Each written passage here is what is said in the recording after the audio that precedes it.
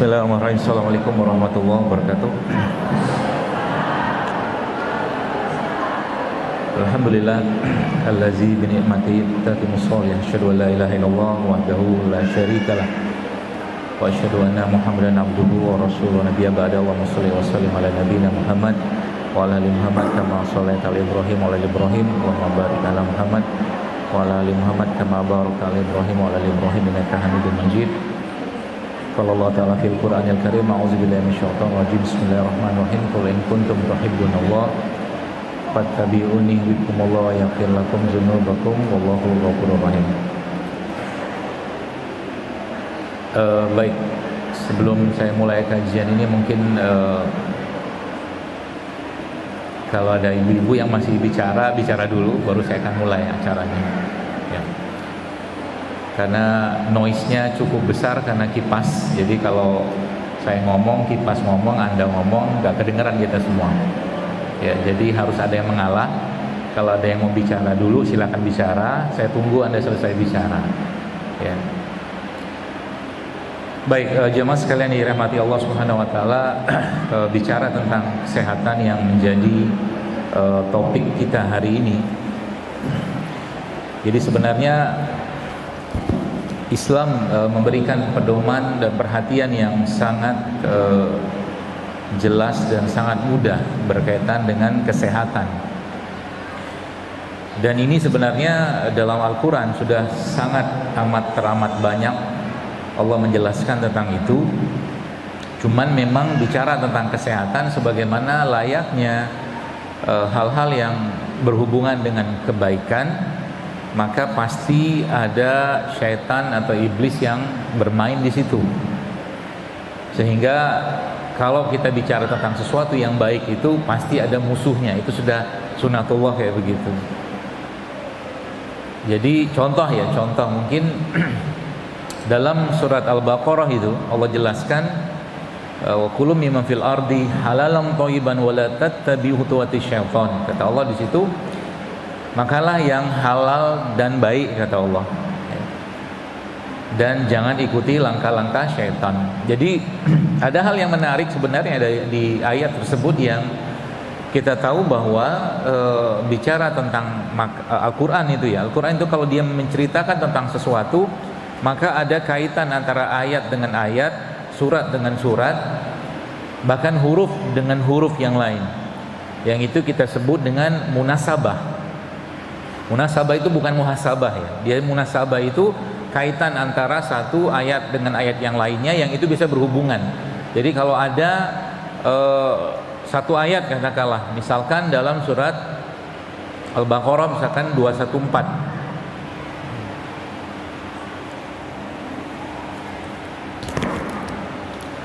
Maka di situ Allah menjelaskan tentang orang-orang yang meminta pertolongan Allah. Di 215-nya Allah jelaskan di situ bahwa pertolongan Allah itu erat kaitannya dengan infak. Ya, nanti coba dibuka Al-Baqarah 214 215. Jadi orang-orang itu bertanya kepada Rasulullah ya, mata nasrullah, kata Allah, kata mereka di situ, dan ala inna nasrullahi qarib, bahwa sesungguhnya kapan pertolongan itu datang, kapan pertolongan Allah itu datang. Maka di situ dijawab Allah tuh pertolongannya sangat dekat gitu deh. Nah, tapi ayat berikutnya Allah menjelaskan di situ bahwa Allah menjelaskan kepada kita tentang orang-orang yang bertanya kemana infak ya, sedekah kita itu diberikan. Maka di ayat 215 itu seingat saya itu Allah menjelaskan urutan. Nah, jadi kalau Bapak Ibu sekalian, jamaah sekalian mau cari pertolongan Allah, salah satunya adalah ikuti urutan infak yang Allah jelaskan di Al-Baqarah 215 itu atau 214 itu. Kalau ada yang handphone nanti coba bisa dibuka Al-Baqarah 214. Udah lihat? Pertama, infaknya ke siapa? Orang tua kan? Orang tua yang pertama. Yang kedua kepada kerabat. Itu urutan, bukan sembarang urutan ya. Tapi Allah memberikan urutan tersebut, ada keutamaan di setiap urutan. Yang ketiga apa? Kerabat. Yang kedua tadi kerabat. Ketiga yatim. Yang keempat Keempat apa? Miskin kan. Yang terakhir apa? Fisabilillah ya. Orang-orang yang sedang dalam perjalanan kan. Jadi 4 urutan. Itu urutan. Kalau Anda buka di ayat sebelumnya, maka di situ kan ada keterangan mata nasrullah. Kapan pertolongan Allah itu datang? Maka jawabannya adalah di infak yang di ayat berikutnya, yang di situ ada urutan dari orang tua, kerabat, kemudian yatim, miskin, dan fisabilillah. Jadi nanti, ini saya kasih tipsnya. Jadi Al-Quran itu Bapak sekalian seperti software. Software itu maksudnya aplikasi gitu loh. Apapun kebutuhan hidup kita ada dalam Al-Quran. Ya, cuman banyak orang seperti handphone lah ya, handphone kayak begini. Orang pakai handphone zaman sekarang, kemungkinan besar yang dipakai cuma satu fitur, WhatsApp. Betul? Bayangin puluhan aplikasi terinstall dalam handphone ini, cuman yang dipakai cuman WhatsApp doang. Al-Quran itu juga bukan saya menyamakan dengan handphone, jelas bukan bisa sama sekali pastinya. Tapi maksud saya, Al-Quran itu sudah dibenamkan Allah berbagai macam kebutuhan aplikasi tanda kutip hidupnya kita di situ yang kita nggak pakai sama sekali, boleh dibilang, kecuali kita membaca pun jarang. Berarti gitu. Baca Quran pun jarang, waktu baca pun nggak ada rasa, cuman ngejar khatam Quran, gini segala macam, sehingga akhirnya Al-Quran itu tidak berfungsi sebagaimana dia difungsikan oleh Allah Subhanahu wa Ta'ala. Fungsi Quran itu 2, ya. Atau mungkin tujuan Quran itu kan kalau kita tahu itu wahyu kan, wahyu yang Allah turunkan pada Nabi Muhammad SAW. Yang kedua guidance itu petunjuk, ya. Kita nggak pakai, ya. Artinya apa? Artinya banyak hal yang ada dalam Al-Quran tersebut hanya cuman jadi bacaan saja. Cuman dibaca saja, tapi kita nggak paham. Kalau paham, kalau udah baca, itu pun kita nggak mau mendalami itu. Sehingga apa? Ya jadi kayak begini sekarang. Contoh ya, bayangin ada orang hafal Quran, hafiz Quran, depresi. Coba lihat, ada orang hafal Quran depresi. Ada orang bacaannya Quran katakanlah, tapi misal nih, dia baca Quran, tapi dia nggak meneladani apa yang ada dalam Al-Quran tadi, ya. Sehingga banyak hal yang ada dalam kehidupan kita ini justru malah seperti berlawanan dengan Al-Quran, ya. Itu baru Qurannya. Ini belum cerita bagaimana petunjuk Nabi kita SAW, belum. Di tempat ini saja sudah berapa banyak orang yang minum pakai tangan kiri, ya kan? Sibuk kita bikin Isra Mi'raj Maulid Nabi, tapi minum aja kita nggak berubah. Gitu kok ngomong cinta Nabi. Apakah Nabi kita mengajarkan minum dengan tangan kiri? Enggak. Gitu loh. Jadi akhirnya apa? Hidup kita tanpa makna, tanpa rasa, karena apa yang dibaca nggak diterapin. Bahkan yang disampaikan Tuhan pun, Tuhannya kita, Allah Subhanahu wa Ta'ala, dalam Quran itu pun, itu antara ini benar apa enggak sih? Ya, ini benar apa enggak gitu loh. Yang terjadi apa? Yang terjadi banyak orang hidupnya was-was, cemas, bahkan Tuhannya pun diburuk sangkakan. Itu penyakit, salah satu penyakit hati yang luar biasa, ya, suuzon dengan Tuhan, suuzon dengan Allah. Ini contoh ya. Sekarang kita bicara hujan saja. Hujan. Kalau ada orang ketemu hujan atau kita ketemu hujan, sekarang lagi musim hujan nih, yang Anda pikirkan atau yang kita pikirkan bahwa hujan itu bikin sehat atau bikin demam? Jujur aja lah, demam loh. Oke.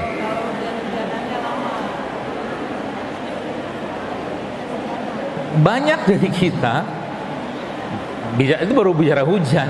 Nah sekarang kalau Anda buka di surat Al-Anfal ayat 11, Anda akan lihat ada 6 fungsi hujan. Coba dibuka biar handphonenya bermanfaat. Al-Anfal ayat 11. Di situ ada kalimat atau perkataan Allah tentang kami turunkan hujan. Hujan itu disebutkan di situ air yang diberkahi. Ada empat atau enam fungsi hujan di situ. Yang pertama apa?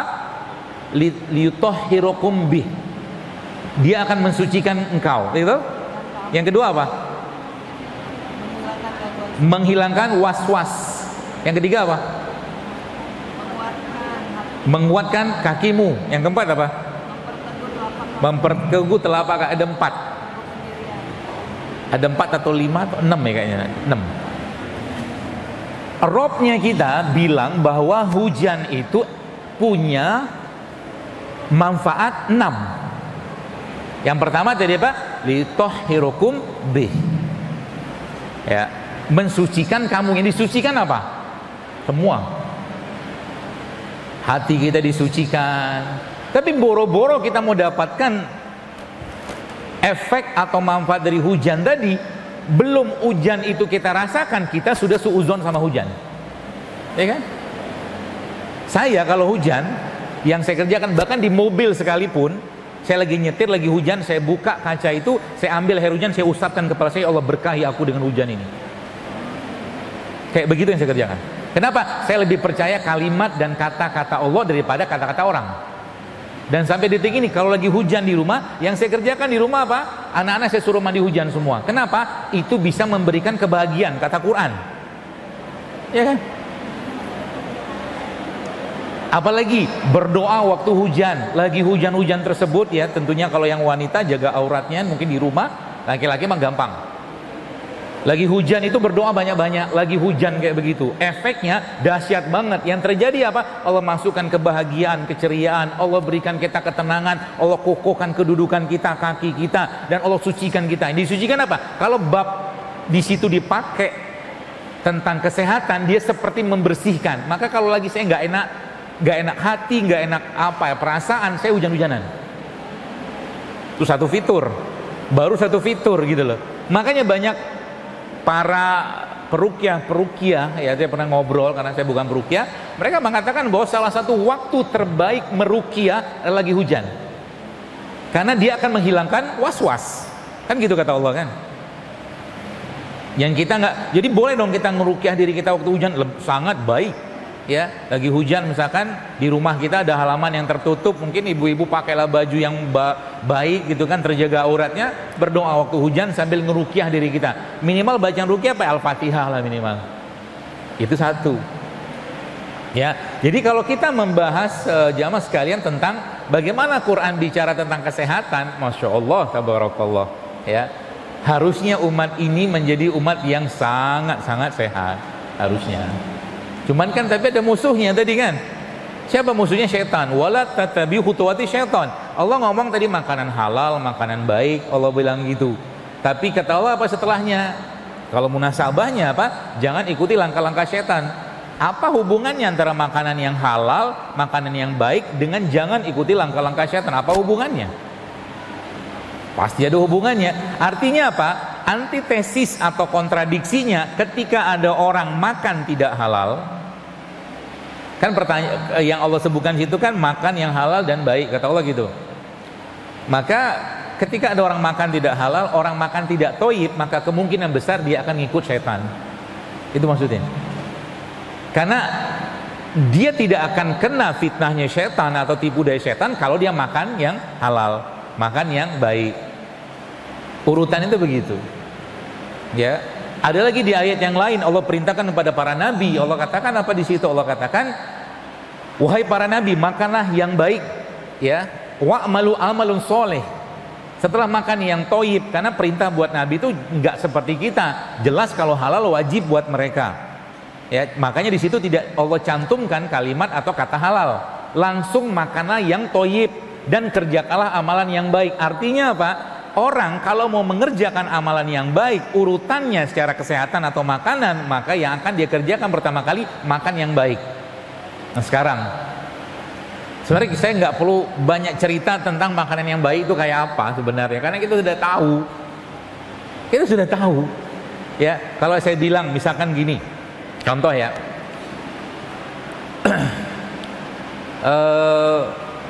apa semangka katakanlah ya, semangka, jeruk atau kayak begini yang ada di depan saya ini.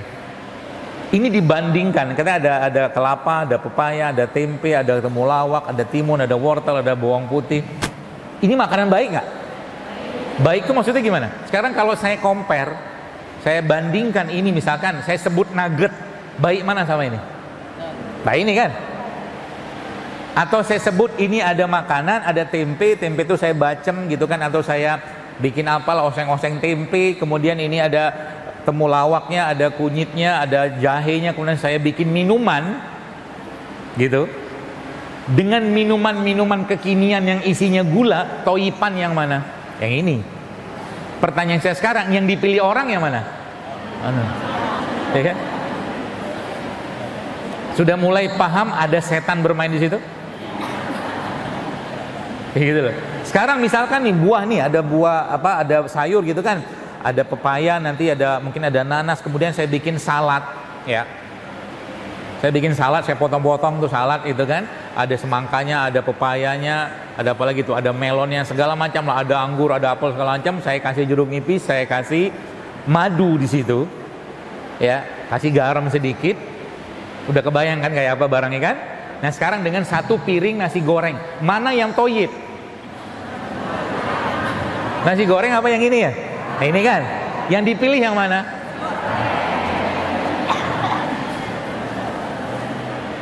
Gitu maksudnya. Jadi kalau kata waktu diskusi saya tentang ini tuh, ada seorang ustadz mengatakan, beliau mengatakan dengan bahasa yang agak ekstrim, dia katakan ada iblis di piringmu, kata beliau gitu. Nungguin kita khilaf, nungguin kita suuzon. Gak percaya suuzon, baik. Ini kunyit. Ini kunyit, semua juga tahu nih kunyit. Pertanyaan saya, jamaah sekalian, kalau Anda minum kunyit, ya, di zaman sekarang ya, kalau Anda minum kunyit, ada orang minum kunyit, yang orang pikirkan di zaman sekarang, efek atau manfaat dari kunyit ini yang akan dia rasakan lebih banyak, atau efek samping yang akan terjadi gara-gara minum kunyit? Oke, biar gampang pertanyaan saya sederhanakan. Ketika Anda minum kunyit, banyak orang lebih ngomong tentang ini bikin rahim kering, ini nanti masuk ke ginjal. Lebih banyak orang yang ngomong gitu, atau ada orang ngomong bilang ke kita bahwa wah kunyit itu anti aging terbaik, anti penuaan terbaik. Banyakan yang negatif atau positif? Negatif banyak ya. Saya udah berapa tahun ngomong beginian, banyakan negatifnya. Kenapa? Lebih banyak fitnahnya dia ini, lebih banyak fitnahnya dia ini daripada orang minum paracetamol. Betul? Ya nggak mencari pembetulan sih, memang adanya begitu. Orang minum paracetamol nggak takut, ya nggak beli aja. Sekali beli ya 10 strip atau 1 strip 10 apa segala macam, nggak apa-apa. Saya juga bukan anti obat kimia, tapi apa-apa yang Tuhan ciptakan seringnya kita suuzonin, itu masalahnya kita. Ya, apa-apa yang Tuhan ciptakan, ya Allah ciptakan, seringnya diburuk sangkain. Gak percaya lagi. Kita bicara madu sekarang. Ketika orang bicara madu, yang pertama, nanti kalau gula darah naik gimana? Orang makan kurma, dia kan ngomong lagi, kalau gula darah, mereka orang-orang kayak begitu ya, entah baca data atau tidak, tapi sepanjang pengetahuan atau sependek pengetahuan saya, Anda buka data dimanapun, kalau madunya benar dan tidak berlebihan, gak ada ceritanya madu tuh membuat diabetes atau kencing manis. Gak ada. Justru malah dia obat diabetes. Oke, nggak usah ngomong madu. Sekarang kita ngomong air tebu. Manis nggak? Manisnya minta ampun. Tapi kalau Anda baca datanya, justru dalam air tebu tuh ada obat buat diabetes. Dalam air tebu. Coba. Jadi apa yang Tuhan ciptakan ini kebanyakan kita duga yang tidak baik. Kebanyakan. Sehingga apa? Kita ketakutan gitu loh. Contoh ya ini, tempe ini. Orang makan tempe, yang dipikirin apa? Oh nanti asam urat, nanti bisa bikin tumor payudara, ya kan? Begitu aja kerjaan kita tiap hari. Ya, padahal kalau Anda baca datanya, subhanallah, tempe ini salah satu superfood terbaik yang Allah ya tempenya atau kedelainya Allah ciptakan, tapi tempe kan buatan manusia. Ini boleh dibilang salah satu sumber makanan terbaik ini. Tempe ini. Kenapa saya katakan terbaik? Bahkan kalau kita bicara daging, di daging itu ada vitamin namanya seingat saya B17 kalau nggak salah. Nah, itu daging atau vitamin B17 itu hanya ada pada daging.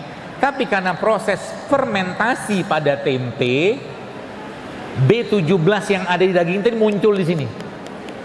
Jadi orang makan tempe ini kayak makan daging.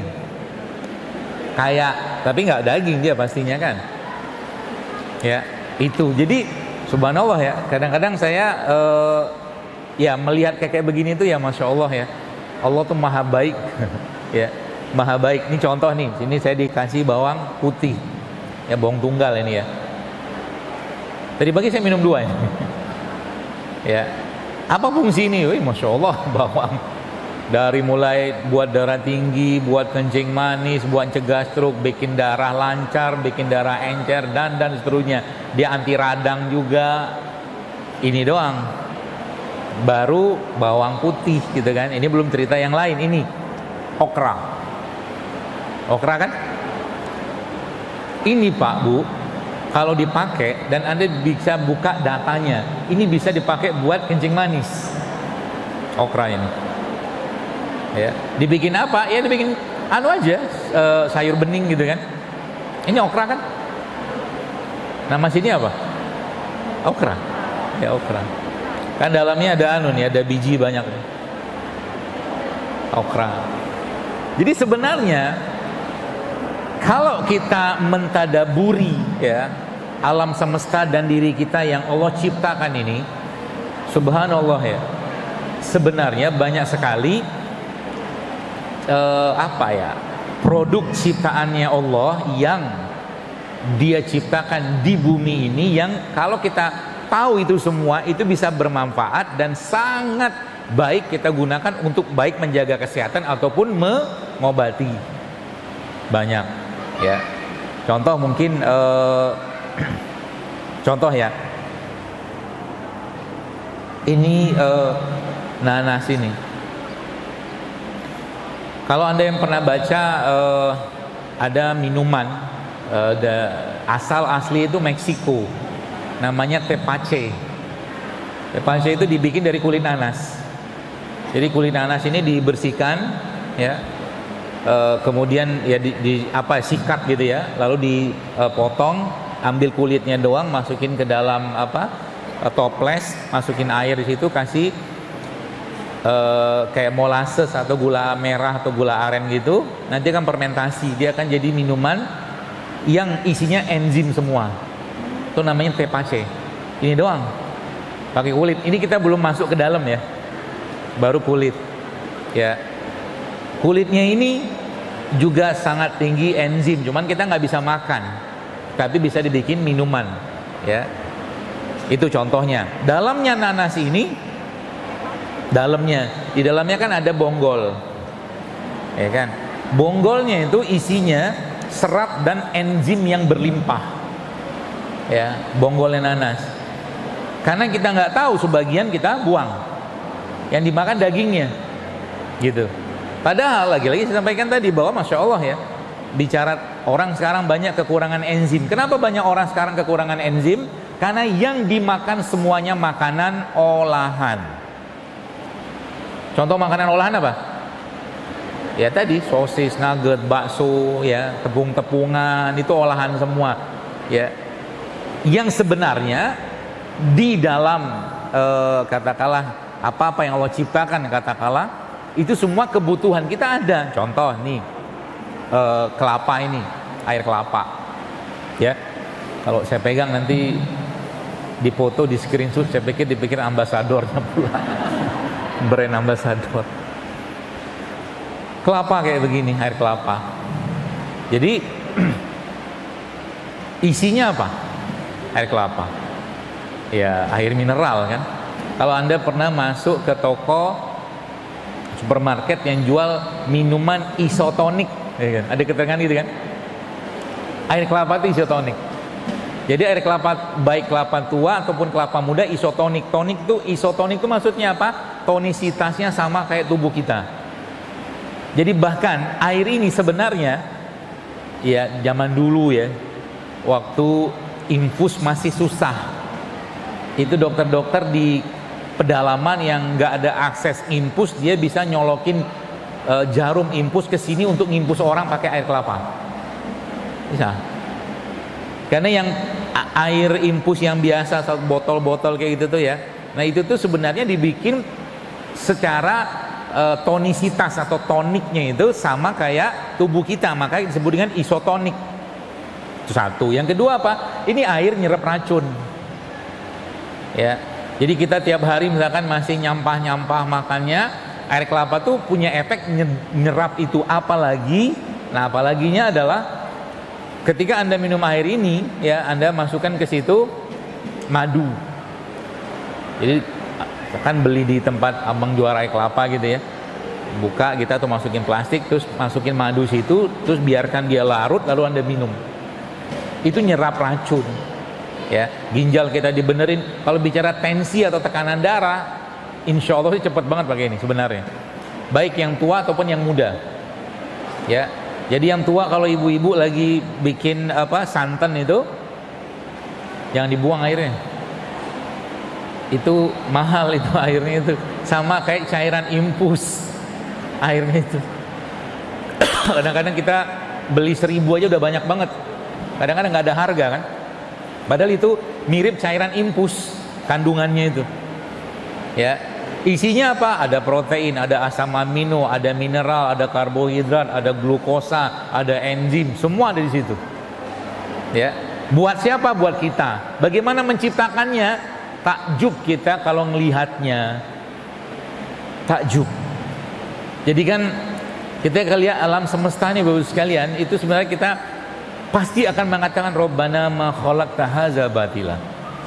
Enggak sia-sia kau ciptakan. Coba lihat kelapa dari pohon ya, kemudian dia tumbuh, ada ranting, ada dahannya segala macam, terus awalnya kecil-kecil kayak begitu, terus tiba-tiba besar gitu kan, tiba-tiba besar, terus tiba-tiba, bukan tiba-tiba, dalam proses itu ada cangkangnya, ada airnya, ada kulitnya, ada daging kelapanya, dilindungi terakhir pakai kulit yang dalam, yang tebal gitu kan. Coba lihat, petani bisa ngerjain itu yang enggak. Karena berharganya air ini, katakanlah ya, maka Allah lindungi dia. Ya. Jadi ngelihat kelapa tuh, kalau kita ngelihat kelapa pakai iman saja nangis kita. Allah. Petani cuma tanam bibitnya doang, dia tanam tunas kelapa gitu, siram-siram doang gitu kan, kasih air, tak kasih pupuk, tuk jadi dia. Pertanyaannya, air yang ada di sini dapatnya dari mana? Coba. Kita jawab Allah. Prosesnya kayak apa gitu loh. Dari mulai si akar kelapa itu nyedot air, dan akhirnya ada seperti pompa naik ke atas, di atas diolah-olah, diaduk-aduk, akhirnya jadilah rasa. Ada rasa loh, subhanallah. Itu baru kelapa, belum cerita madu loh. Madu tuh lebih dahsyat lagi, sampai Allah mengatakan wa'uha, kata Allah, kami wahyukan kepada lebah, makhluk selain ya manusia di situ kan yang dapat wahyu, lebah. Ya. Maka contoh nih misalkan ya, kalau kita bicara tentang madu sedikit, ini kan topiknya umum saja. Al-Quran itu menggunakan kata syifa ya. Dalam Quran itu ada empat kata syifa. 1, 2, 3-nya itu Quran. Syifa itu penyembuhan atau penyembuh ya. 3-nya Quran, 1-nya madu. Jadi Anda bayangkan penyembuhan dalam Al-Quran itu 3/4 bagiannya diwakili oleh Quran. 3/4. 1/4-nya yaitu madu, atau yaitu yang terakhir itu diwakili oleh madu. Nanti kapan-kapan tampung hujan Tapi ini kalau Anda nggak yakin jangan kerjakan. Tapi ini dari riwayat atau kaulnya ulama bahkan sahabat yang mereka minum air yang dicampur madu, tapi airnya ngambil air hujan. Air hujan. Jadi dua keberkahan bertemu. Hujan itu Allah jelaskan itu air yang kami berkahi, yang kami turunkan dari langit, kata Allah begitu. Madu itu dijelaskan dalam Al-Quran itu terdapat kesembuhan. Jadi dua keberkahan bertemu di situ. Tapi lagi-lagi jangan kerjakan kalau curiga. Gini, saya jelaskan curiganya begini. Anda yang tinggal di kota ya, mohon maaf gitu ya. Lalu tiba-tiba, bukan tiba-tiba, pergilah tamasya sama keluarga ke kampung.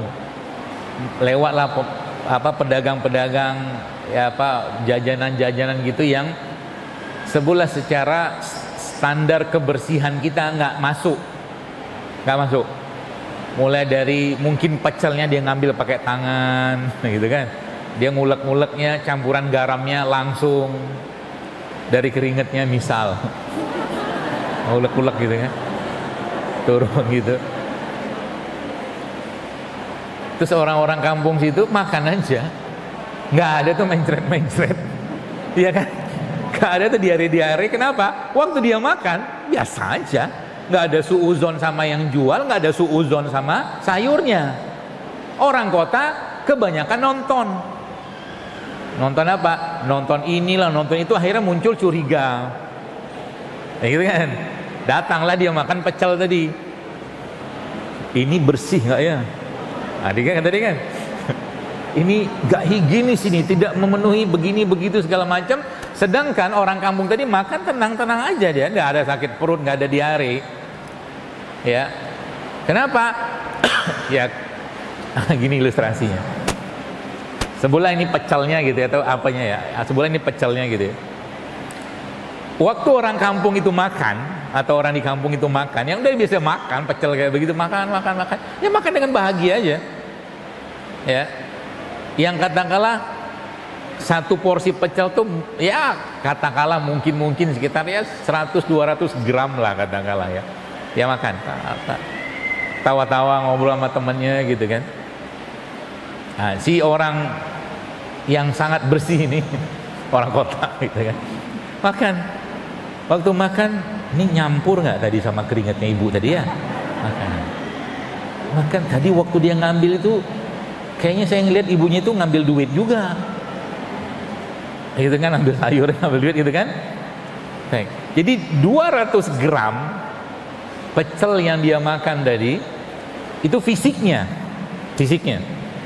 ya. Tapi curiganya dia terhadap sayur ini tadi jauh lebih berat daripada 200 gram tadi. Paham maksudnya? Sehingga yang terjadi apa? Yang terjadi tubuhnya bereaksi. Apa yang terjadi bisa dipastikan kan? Dia akan diare, dia akan mules-mules. Jadi kalau Anda mau makan, contoh begini, kalau saya bilang makanan-makanan bersantan, minyak segala macam, ya kalau Anda tanya sama saya, misalkan yang gak usah sebut makanan apa, sudah tahu lah itu apa, minyak, santan gitu ya, lemak yang nggak sehat, dulu berlimpah ruah. Kalau Anda mau makan, makan aja, nggak usah curiga, nggak usah tanya-tanya, tanggung resikonya nanti, gitu loh. Ya contoh begini, ada orang di depan bakwan lah, gitu kan, di depan bakwan. Sekarang saya tanya, bakwan tuh sehat nggak? Sehat? Enggak, kenapa? Enggak sehat kenapa? Minyaknya, apa lagi? Tepungnya, ya banyak sih, bukan itu doang. Belum lagi logam beratnya. Logam beratnya kadang-kadang dari mana? Ya bukan logam berat lah ya, mungkin bahan-bahan kimia yang ada di kertas. Kan ada tulisannya, kertas bungkusnya itu kan.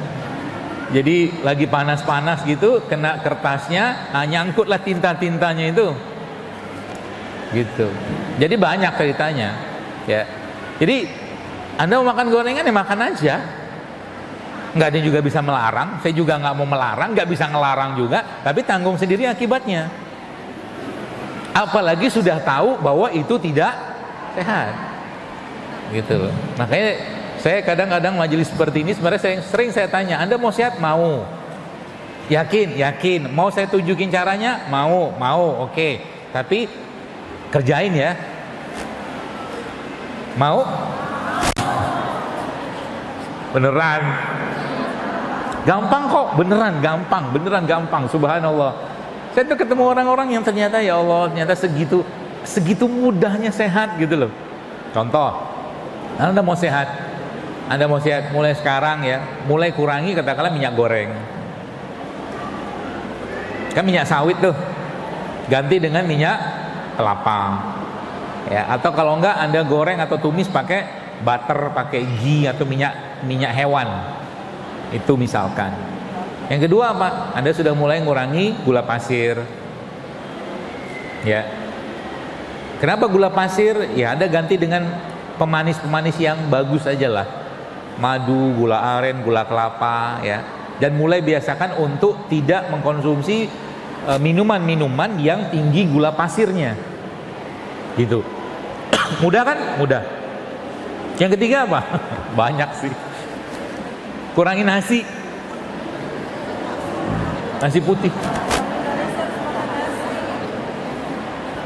Terus kami makan apa kalau nggak makan nasi? Oh banyak. Ubi bisa, jagung bisa, kayak gitu loh. Cuman kita sudah mikirin itu kalau nggak makan nasi nggak makan. Padahal yang kita butuhkan nasinya apa karbonya? Karbonya. Nah gitu kan. Lagi-lagi nafsu berkata dan berbicara. Itu aja Anda kerjakan tiga itu ya. Ya itulah, nasi, tepung sama gula. Turun berat badan. Beneran turun. Beneran. Coba aja. Coba bayangin ya. Pagi-pagi misalnya ya. Jadi kita menganalisa judulnya. Pagi-pagi sudah makan nasi. Nasi itulah. Nanti kalau sebutin orang Betawi marah mula. Wah ini bukan. Jadi nasi gurih lagi. Nasi gurih udah tahu isinya apa kan. Nasi lagi. Kira-kira dimakan 1 sendok, 2 sendok, 3 sendok, 1 piring. Piring kan. Tambah kerupuk. Tambah apa lagi? Bakwan. Minumnya apa?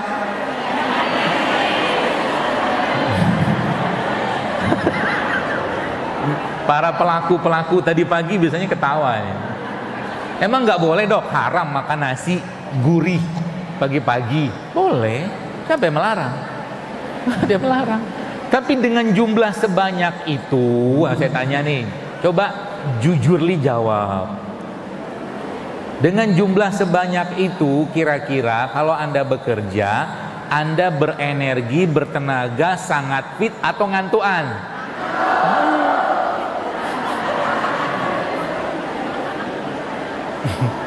Pertanyaan berikutnya, kok bisa ngantuk? Ya kan? Kira-kira kenapa bisa ngantuk?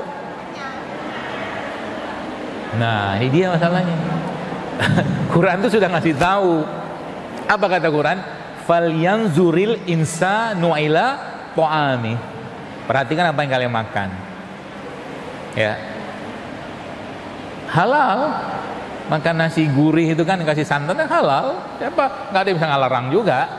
Tapi dengan jumlah sebanyak itu, efek yang didapatkan bukan fit, malah justru ngantuk, nggak bertenaga. Sampai sore kita akan minta terus gula.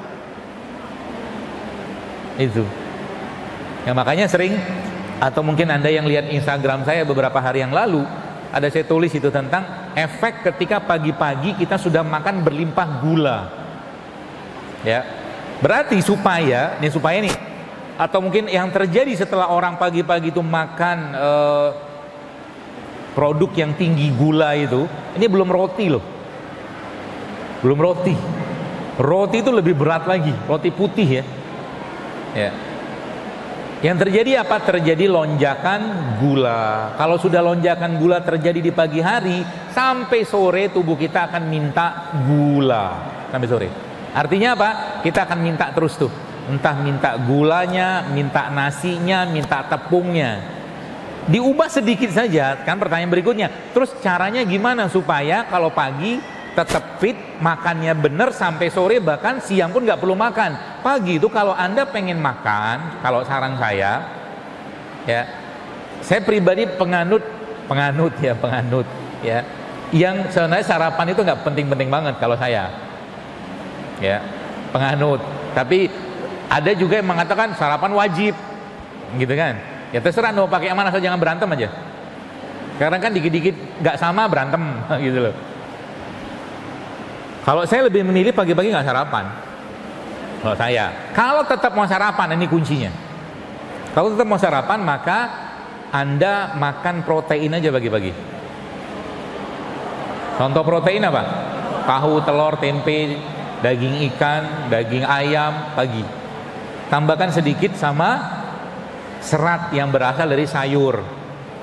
Ya, karbonya nggak usah banyak-banyak. Itu akan sampai sore. Bahkan Anda nggak perlu makan, kenyang dia lama. Karena protein itu masuk ke badan kita, dia membuat tubuh kita itu kenyangnya lama. Beda sama karbohidrat. Kalau karbohidrat masuk, dia bikin lapar cepat. Laparnya itu dibikin cepat sama dia. Makanya orang yang habis makan yang manis-manis, cepet banget minta manis lagi. Itu kuncinya. Jadi kalau pagi misalkan saya lagi pengen makan gitu ya, kayak tadi pagi saya makan ikan. Saya makan ikan gabus, ya, ikan doang, gitu, ya. Atau kadang-kadang kalau saya pagi pengen makan, saya makan telur, ya. Telur apa ya? Sedapatnya lah. Ada telur kampung silakan dan seterusnya, kayak begitu. Nah, hal-hal begini kayak simpel Bapak sekalian ya. Tapi saya banyak menemukan orang-orang yang masya Allah ya, mulai disiplin itu ternyata ya. Berat badan mah gampang banget kalau cuma urusan berat badan. Coba yang ini soalnya di belakang. Oh ya. Iya, jadi kalau cuma urusannya berat badan, nggak kedengeran juga. Ya udah nanti dengar apa, baca catatan aja. Mendingan ini ya. Mendingan ini. Hai. Baik, makasih. Nah udah gini. 1, 2, 3, 4, 5. Berat beban hidupku. Baik, jadi ini dengar. Bagus. Noise soalnya banyak keluar itunya. Jendelanya itu. Jadi suaranya keluar juga. Ya nanti kalau dipasang AC tutup semua, jadi bulat-bulat suaranya. Ya, nggak apa-apa. Bersabar dulu aja. Berkeringetan dulu kita. Baik, jadi begitu ya. Ini ada juga beberapa. Tadi kan judulnya tips ya. Tips supaya tetap sehat atau mungkin menjaga kesehatan. Nah, salah satu problem atau masalah dalam kesehatan di zaman sekarang ini, jamaah sekalian, adalah tingginya gula setelah kita makan, ya. Karena yang dimakan sebagian besar adalah karbohidrat olahan dan tinggi gula semua. Contoh makanan tinggi gula apa? Nasi, ya. Saya tidak anti nasi, ya. Tapi masalahnya nasi yang ada zaman sekarang itu sudah berkurang drastis seratnya, ya. Seratnya nasi itu adanya di mana? Di kulitnya, kulit arinya itu yang kita sebut dengan apa, bekatul apa sekam, itu di situ seratnya, ya. Kita makan semua nasinya atau berasnya sudah bersih, sudah kinclong banget semua, ya. Sehingga ketika makan nasi yang terjadi apa? Gula darahnya zuk naik. Ini belum cerita kalau dia tambah lagi habis makan nasi, makan roti, makan bakwan. Bayang nggak? Naik tuh gula. Ya. Ketika gula naik, apa yang terjadi? Ketika gula naik, yang terjadi adalah ya tubuh minta rehat. Salah satu bentuk rehat kita itu kan ngantuk, tidur. Ya.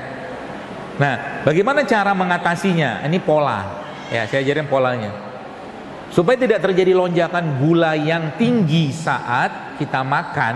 Oke, misalkan saya belum bisa ninggalin nasi, tidak apa-apa. Banyak caranya. Ya, supaya tidak terjadi lonjakan gula setelah kita makan nasi atau produk gula olahan tadi. Yang pertama apa? Anda minum cuka apel, cuka nanas, cuka madu, apa aja cuka. Minum itu. Jadi sebelum Anda makan nasi, Anda minum itu dulu. Ya. Nanti coba kalau mau nyobain ya. Jadi nanti ambil cuka, ini 1 sendok lah ya, nggak usah banyak. Lalu campurkan ke air, aduk-aduk, minum. Tunggu sebentar ya 5-10 menit baru makan. Itu nanti akan mencegah terjadinya lonjakan gula. Itu yang pertama. Lalu yang kedua apa? Sebelum Anda makan si karbo tadi itu, maka Anda makan sayur. Makan sayur dulu. Jadi sayur itu dimakan duluan. Ya, sayur apa aja. Mau ada lalapan, misalkan apa seledri, apa brokoli, apa aja. Itu akan mencegah lonjakan itu. Ya. Atau kalau enggak ya acar juga bisa. Acar-acaran itu. Ya. Itu yang kedua.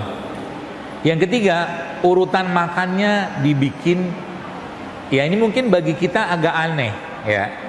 Tapi kalau urutan makan yang kita pakai, dia tidak akan terjadi lonjakan gula yang tinggi setelah kita makan. Jadi yang pertama kali kita makan apa? Sayur. Setelah sayur kita makan apa? Protein. Ya. Baru terakhir karbo. Karbonya terakhir. Makanya karbonya jangan banyak-banyak. Gitu caranya. Ya. Nanti lihat badannya ngerasain apa, enak banget. Ya. Itu yang ketiga. Ya. Jadi kalau bahasa mereka tuh karbonya terakhir, carb come last. Karbonya terakhir. Ya, jadi kalau Anda lagi makan di piring gitu kan, ada nasinya, ada tahunya, ada tempenya, ada ikannya misalkan, sama ada sayurnya, yang dimakan pertama kali sayur dulu. Gitu. Kemudian tahu tempe ikannya. Terakhir baru nasi. Nasinya kasih sambal biar nggak hambar. Jadi, ya kan? Coba aja. Kalau kita makannya gimana? Campur semua.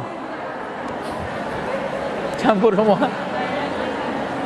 Sayurnya masuk ke dalam nasi, tahu tempenya diaduk-aduk, diuel-uel di situ, campurin sama sambal. Enak sih. Tapi berat, di badan berat, percayalah di badan berat. Nanti coba-coba gini. Coba mulai membiasakan hal-hal yang kita jarang kerjakan tapi berefek baik. Itu contohnya. Nah, itu yang ketiga kan, atau yang keempat, yang terakhir berjalan. Jadi habis makan jangan duduk, jalan. Berapa lama? Ya 10 menit lah. Itu akan mengurangi atau menurunkan dengan catatan misalkan ya, oke, saya tidak mau atau saya belum mau nih, belum dapat hidayah.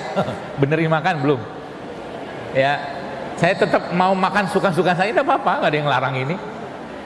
Ya. Caranya gimana? Habis makan jangan duduk, jangan main handphone, jalan. Itu akan menurunkan gula. Gitu. Mudah kan? Mudah. Tapi kita lihat saja tadi. Ada setan. Tenang aja, ada setan yang nemenin kita. Ya. Nih semangat nih. Wah, saya mau ikutin nih pesan Dr. Zaidul Akbar. Pulang ke rumah tiba-tiba ada teman, yuk bakso yuk. Yuk mie ayam yuk, lihat aja. Percayalah. Nah, kalau begini biasanya Anda sudah mulai paham. Kalau saya makan soto, kalau saya makan soto, yang saya makan apa? Atau isi sotonya saya apa kira-kira? Ada nggak nasinya? Kadang-kadang nggak ada. Bihun kadang-kadang ada. Bihun sama mie kan beda cerita. Kalau mie dari tepung, bihun dari tepung beras. Kalau mie kan tepung terigu, ya kan?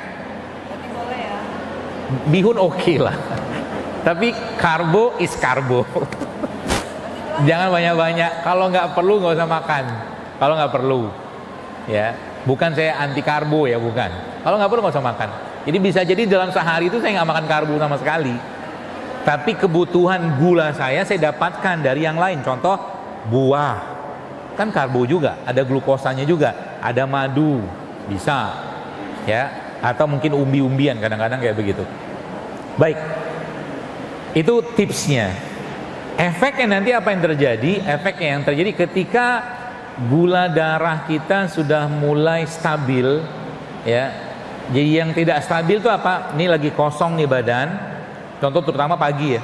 Anda pagi lagi kosong perut kita, malam tidur tiba-tiba makan nasi tadi itu, zup naik dia. Itu dari mulai otak, pankreas, semua kerja keras mikirin bagaimana cara nurunin gulanya. Orang yang naik turun kadar gulanya, ya, lama-lama konslet ya, listriknya tubuhnya itu. Ilustrasinya begini biar paham. Nah, karena orang zaman sekarang ini kan sukanya tips, karena malas belajar sukanya tips. Gak apa-apa, alhamdulillah, ya. Apa beda tips sama belajar? Oh beda lah, tips itu kan rangkuman-rangkuman jadi tips. Rangkuman gitu kan, yang ngerangkum siapa? Yang belajar. Begitulah kita zaman sekarang, gak apa-apa. Gini, di Jepang itu, ya di Jepang itu pagi-pagi ada kereta yang penuh banget, KRL lah mungkin bahasa kita. Ya, nah KRL-nya itu bagus sekalian, penuh banget. Ya, saking penuhnya ada petugas yang dorongin penumpang masuk ke dalam kereta itu. Ya. Ini kalau Anda buka di Google, di YouTube ada itu. Petugas pengatur penumpang di Jepang. Itu pagi-pagi pakai jas, pakai dasi, dorongin penumpang masuk. Tapi tertib mereka. Nah, pertanyaan berikutnya, petugas ini bisa letih gak? Oh iyalah, capek dia. Dorongin orang sebanyak-banyak itu kan. Itu yang pertama. Pertanyaan saya berikutnya, bagaimana cara membuat petugas ini berenergi lagi? Nah itu. Caranya gimana? Suruh dia cuti, ya kan? Sehari kerja, sehari enggak, sehari kerja, sehari enggak, kan gitu. Atau jadwal keretanya yang sehari katakanlah 10 kali yang dia dorong, kurangi jadi 5. Gitu misalkan. 2 kan solusinya kan. Yang ketiga apa? Petugasnya itu disuruh nge-gym, angkat gym, ya. Supaya apa? Supaya yang tadi dia dorong orang pakai tangan 2, gini doang melanting orang. Kebayang ya? Oke, ini ilustrasi. Ilustrasi ini berharga sekali kalau Anda pakai, dan ini sebenarnya cara mudah kita untuk memperbaiki kesehatan kita. Oke. Penumpang itu gula, penumpang, ya, glukosa. Petugasnya itu insulin.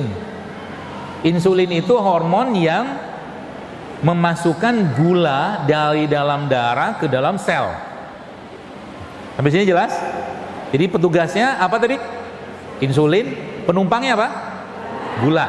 Nah, gambarannya begini, ketika gula masuk ke dalam tubuh kita dari makanan-makanan tadi itu, maka petugas akan sibuk untuk memasukkan gula dari dalam darah tadi ke dalam sel. Namanya jelas? Oke. Maka semakin tinggi gula yang beredar di dalam darah itu, semakin letihlah petugas, betul? Letihnya petugas ini dalam dunia kesehatan zaman sekarang namanya insulin resisten. Saking letihnya dia, gula itu masuk kebanyakan terus menerus, dia nggak bisa dorong lagi, nggak ada power. Ada power. Jadi penyakit diabetes yang ada zaman sekarang di samping terjadi karena penumpang yang kebanyakan, bahasa kita gula kebanyakan, yang kedua petugas kecapean. Oke. Petugas kecapean ini namanya tadi apa? Insulin resisten atau resistensi insulin. Dia nggak punya power lagi. Nah, berarti caranya gimana supaya petugas ini, si petugas insulin itu bisa tetap mengerjakan pekerjaannya? Maka yang pertama Pak, ya paling gampang kalau idenya konyol, matiin listrik kereta sehingga kereta nggak jalan, ya kan? Petugas nggak ada kerjaan, artinya apa? Mati dia. Selesai kan? Kedua Pak, kurangi jadwal kereta dari 10 kali kurangi kata 5 atau 2 sehingga beban petugas nggak berat. Maka bab tentang mengurangi mengurangi makanan terutama yang gula yang masuk itu menjadi satu hal yang sangat powerful untuk mencegah banyak sekali penyakit. Sebab insulin resisten itu Bapak Ibu sekalian itu biang kerok hampir semua penyakit. Anda sebut aja lah apa? Kencing manis, diabetes, stroke, autoimun, kanker, semua akarnya sebagian besar karena insulin resisten. Jelas ya? Yang kedua, solusi ketiga apa? Berarti kalau kurangi jadwal kereta, kalau bahasanya kita berarti apa? Puasa. Coba lihat, dahsyatnya puasa itu. Ya, makanya apa ya? Mungkin tanpa puasa Ramadan, banyak orang nggak puasa. Karena puasa itu susah loh. Nahan nafsu untuk tidak makan itu nggak gampang. Makanya beruntungnya kita, karena Allah tahu Allah maha tahu memaintain, merawat, menjaga tubuh kita supaya tidak kebanyakan jadwal kereta. Allah suruh stop makannya, ya kan? Akhirnya terjadi apa? Ramadan kira-kira kita makan berapa kali? Paling 2 kali. Itu pun nggak bisa banyak loh. Nggak bisa banyak. Coba aja makan banyak, nggak kuat badan kita. Sahurnya kita paling, ada beberapa orang kadang-kadang sahur cuman kurma 3 butir, 2 butir, 1 butir air cukup sampai seharian. Itu loh. Buka, suka-sukalah dia makan sebanyak-banyak, tapi sebanyak-banyaknya juga penuh juga tuh perut. Akhirnya terawih kan. Habis terawih ngantuk tidur. Jadi Allah memperbaiki tubuhnya dengan puasa dan tidur tadi. Masya Allah kan. Jadi kita tuh ya apa ya, maksudnya dalam Islam itu ada yang memang Allah anjurkan atau Nabi anjurkan kepada kita untuk kita mengerjakan, tapi ada yang Allah wajibkan. Contoh, kalau tanpa tidur saja kita atau jadwal tidur kita berantakan, udah berantakan semua. Tidur doang loh. Makanya tidur itu dipaksain oleh Allah dengan cara Allah bikin kita ngantuk. Ya. Nah, itu yang tadi puasa. Ya, jadi jadwal keretanya dikurangi, artinya puasa. Yang ketiga apa? Jumlah penumpangnya diperbaiki, ya, atau dikurangi yang berat-berat. Maksudnya apa? Jangan terlalu banyak gula yang masuk. Gitu. Maka yang terjadi apa? Tenang dan kokohlah sang petugas. Yang terakhir saya bilang tadi apa? Petugasnya disuruh nge-gym, ya. Jadi banyak sekali kelenjar ya, kelenjar dalam tubuh kita ini Bapak sekalian, itu diletakkan Allah sebenarnya adanya di otot. Maka semakin banyak ototnya yang terbangun atau terbentuk, maka akan semakin banyak kelenjar, salah satu kelenjar pemecah lemak. Ya, berarti kita nggak perlu kardio dong. Kardio tahu ya, sepedaan, jogging, itu kayak gitulah. Nah, kalau angkat beban itu ya memang ada beban atau menggunakan beban tubuh kita. Itu jauh lebih powerful dalam memperbaiki petugas yang keletihan. Gitu. Mudah sebenarnya. Ya, cuman kita perlu membiasakan. Dan kalau kebiasaannya sudah kita jalani ya, sudah kita lakukan, maka sebenarnya kita akan ngikut aja terus ya. Kita sudah nggak tertarik dengan makan nggak sehat. Dokter makan bakso nggak? Ada lah kadang-kadang kalau pengen, tapi jarang. Makan mie nggak? Ada mie, tapi mie sendiri. Jadi akhirnya muncul ide kreativitas yang baru gitu loh. Kalau Anda pergi ke kafenya saya di Jati Asih, jauh dari sini, apa, kafe JSR namanya, situ semuanya bahan yang saya buat atau kita bikin jadi makanan di sana itu semuanya lepas dari apa yang, atau mungkin tidak ada bahan yang saya sebutkan di sini. Nggak ada gula, nggak ada gula pasir, nggak ada terigu, nggak ada minyak sawit. Bahkan kita punya roti, saya bikin rotinya gandum pun kita nggak pakai. Kita pakainya tepung mokaf, tepung beras, tepung sagu aren, tepung sorghum. Dan ternyata enak. Jadi ketika kita sudah mulai mengerti ya konsep-konsep kesehatan seperti ini, otak kita mulai akan mikir ya. Mikirnya apa? Mikirnya supaya yang dimakan itu benar-benar berfungsi dan bisa memberi manfaat kepada tubuh, bukan cuma sekedar rasa doang. Gitu loh. Sekarang kalau Anda makan bakso, contoh bakso, coba dianalisa. Boleh kan makan bakso? Boleh. Nggak ada yang larang loh. Tapi kalau kita analisa, bakso itu isinya apa? Kira-kira ada proteinnya nggak? Ada dikit. Dikit banget. Ya. Sisanya apa? Tepung. Ya. Makanya sekarang kan sebenarnya negeri kita ini, Indonesia ini, bosnya dari dulu isu-isu yang berkaitan dengan non gluten udah dari dulu. Tepung terigu itu bukan tepung khasnya atau tepung asli Indonesia, kita impor loh itu. Orang Indonesia dari zaman dulu sudah makan tepung atau produk pangan non gluten. Ubi Cilembu itu non gluten. Ubi jalar, ubi singkong itu non gluten semua loh itu. Yang sekarang orang gembar-gembor sana sini makanan non gluten. Oh, dari zaman dulu Indonesia tuh nggak ada kayak gitu-gituan gitu loh. Cuman sekarang akhirnya apa? Kita lebih gampang menemukan makanan yang isinya terigu ya daripada makanan yang non gluten. Ya, lebih gampang nemuin yang jualan gorengan gitu kan daripada yang jualan ubi rebus gitu loh. Ada di mana ada supply. Kan gitu. Ramadan, dia di masjid, isinya makanannya apa? Ramadan. 11 bulan yang berlalu gak cukup jadi pelajaran. 1 bulan itu pun masih juga diracuni itu badan atau dirusak. Coba lihat. Allah maha sayang sama kita ya, Masya Allah ya. Jadi kadang-kadang saya bilang buat Ramadan itu benerin makan. Ramadan itu harusnya bukan bulan untuk memperbanyak makan, ngurangi makan. Tapi yang lucunya di negeri ini inflasi tertinggi ada di Ramadan. Inflasi tertinggi berarti tingkat konsumerisme itu tingginya di Ramadan. Subhanallah, 1 bulan mengalahkan 11 bulan. Semua mau dimakan, gitu kan? Coba nanti Ramadan latihan. Ini kan mau deket nih, insya Allah nih 40 hari lagi latihan. Ya, nggak usah banyak makan waktu Ramadan, gitu kan? Kalau Anda bikin makanan-makanan yang enak segala macam, kasih orang, bagiin sedekah, biar turun tuh berat badan. Udah 11 bulan udah nyampah gitu, cukup lah gitu loh. Buat 1 bulan Ramadan tuh makan yang bener gitu loh. Nah, caranya gimana? Udah saya jelasin tadi. Ya, berarti nanti kalau Ramadan, nah gini nih, bukanya pakai apa?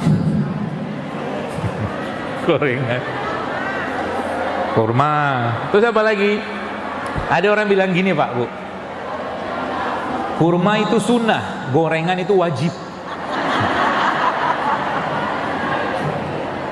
Ada yang ngomong gitu. Gitulah manusia gitu kan. Berbukalah dengan yang manis-manis. Ada minum sirup. Ya kan?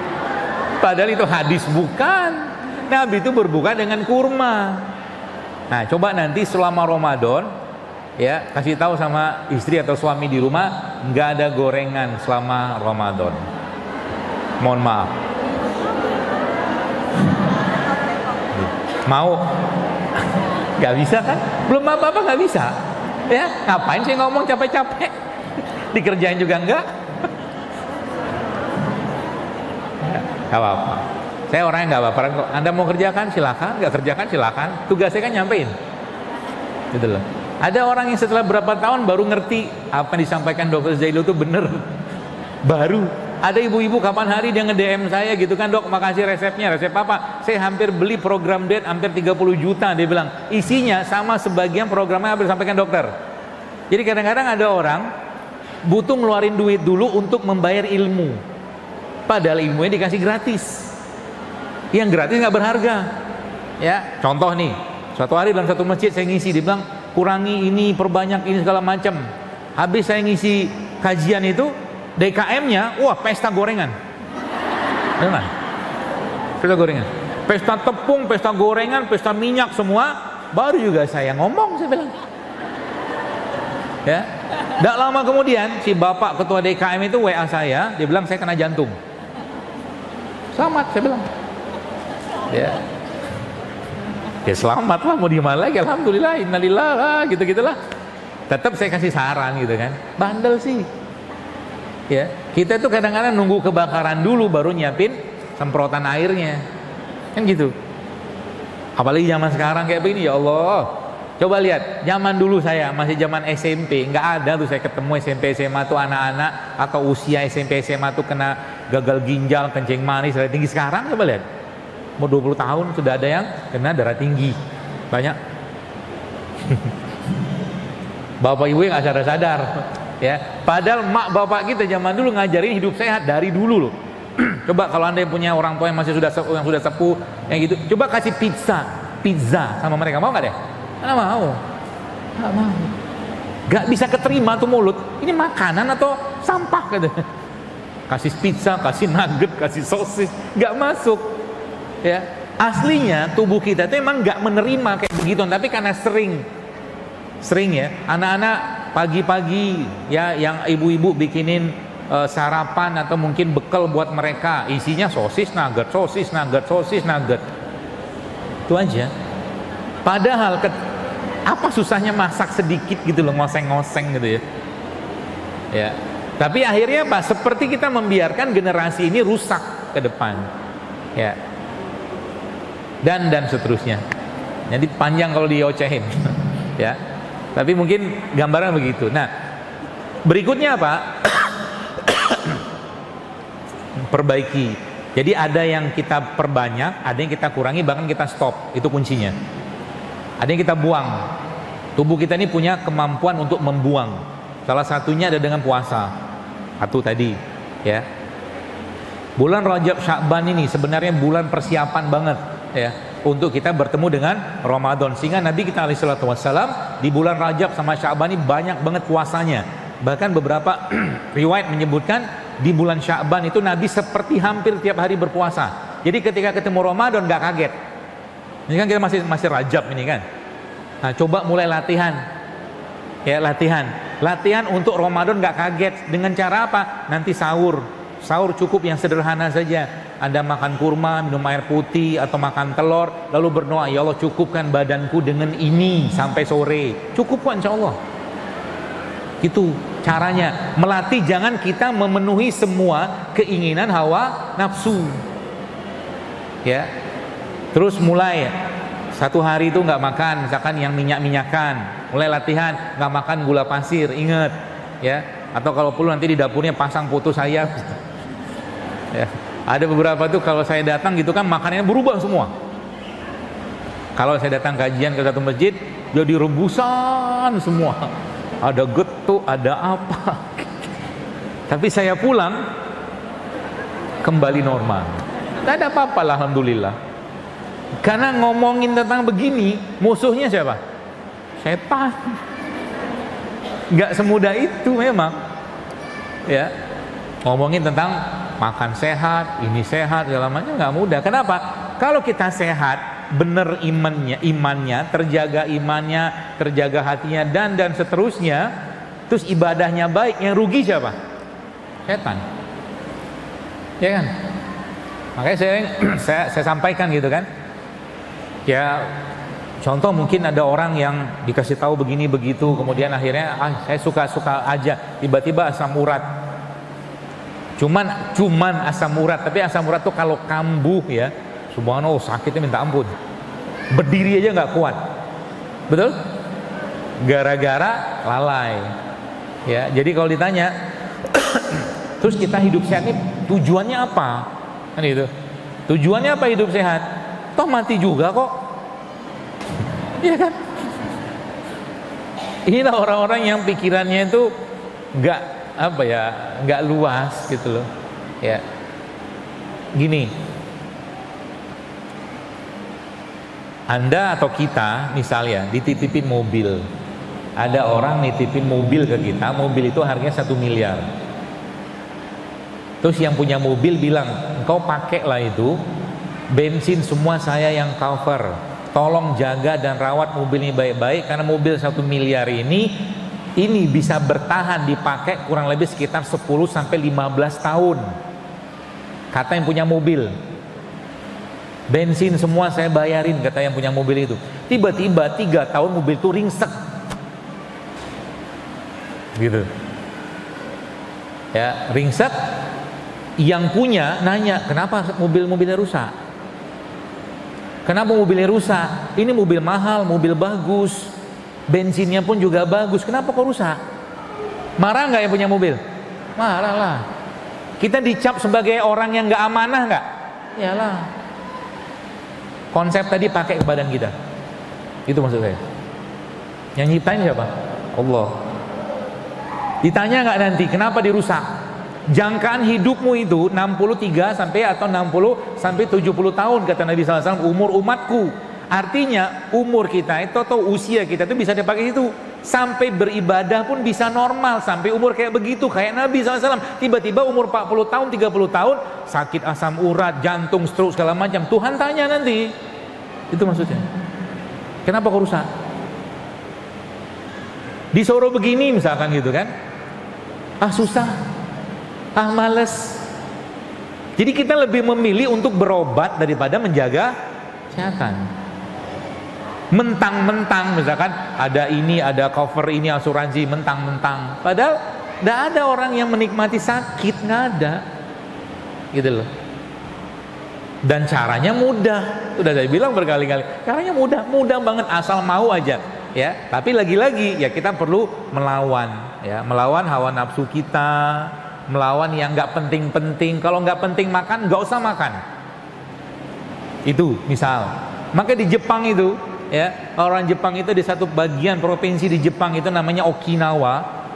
Itu kalau mereka makan, saya ingat banget nenek-nenek saya itu atau mungkin ibu saya juga dulu kalau makan tuh pakai piring kecil, piring buat tatakan gelas. Kalau zaman sekarang itu pakai piring itu makan. Model Jepang tuh kayak begitu. Maka di Jepang itu jarang kita ketemu obesitas, jarang. Dia makannya sedikit tapi sering. Kuncinya itu. Yang dimakan bener. Kalau kita makannya banyak dan tidak benar. Ya. Kemarin ada orang tanya, saya kemarin kajian di mana gitu. Ada yang tanya tentang apa ya, stroke. Ada orang kena stroke atau kena jantung gitu ya. Kita tuh bisa menganalisa loh, kira-kira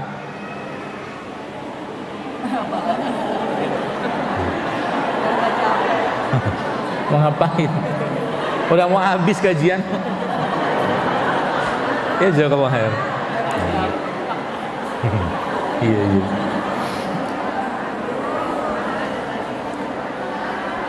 Saya lebih butuh kipas dari ini sebenarnya. Serius. Berapa itu Pak? Hah? Berang ke depan Pak? Iya, cukup Pak. Sudah cukup. Udah bagus posisinya. Makasih ya Pak, jazakallahu khair. Ada orang tanya stroke. Terharu saya. Mungkin beliau udah mulai melihat tangan saya gemeteran. Ya, padahal yang saya butuhkan kipas. Ya, udah cukup. Udah. Masih kuat memegang beban hidup. Foto dulu kalau gitu. Jangan dulu. Baik ya, jadi saya tanya, kira-kira orang yang kena stroke itu rajin puasa, banyak makan buah, banyak makan sayur, rajin olahraga, atau makannya berantakan? Nah sudah, lu tahu jawabannya kan? Jadi penyakit yang terjadi di kita itu gara-gara ulah kita sendiri sebenarnya. Manusia tidak didesain Allah untuk sering-sering sakit. Ingat baik-baik kata saya. Manusia tidak didesain Allah untuk sering-sering sakit. Kalau kita sering-sering sakit, gimana kita mau beribadah? Gitu loh. Dikit-dikit pusing, dikit-dikit sakit kepala, dikit-dikit sakit dengkul, dikit-dikit pinggang, dikit-dikit. Yang terjadi apa? Ada kipasnya. Alhamdulillah. Terharu saya.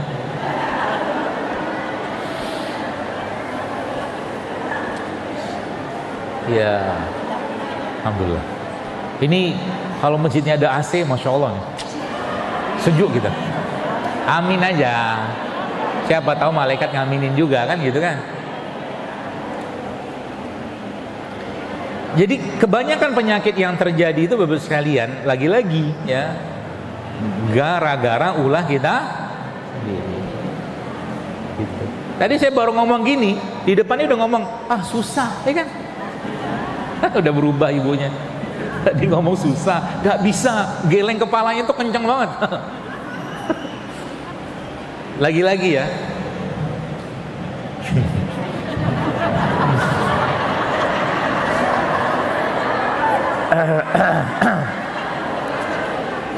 Terharu saya. Semoga gak masuk angin. Kurang deket Pak kipasnya.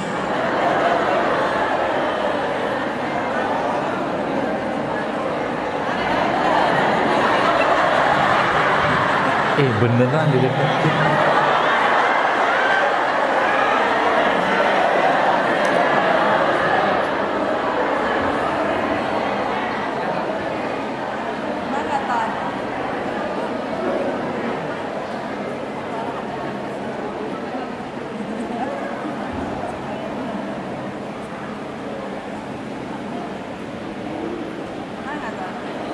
Oke. Ya, jadi saya cuman minta aja hari ini mungkin ya di majelis ini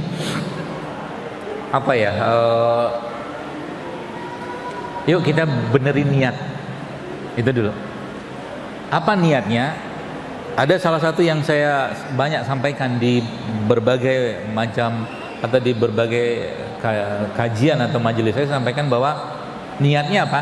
Saya mau hidup sehat, gitu ya, dalam hati kita sebutnya itu ya, untuk mengembalikan jasad ini kepada yang punya dalam keadaan yang baik, sebagaimana dia ciptakan dalam keadaan yang baik. Itu aja niatnya.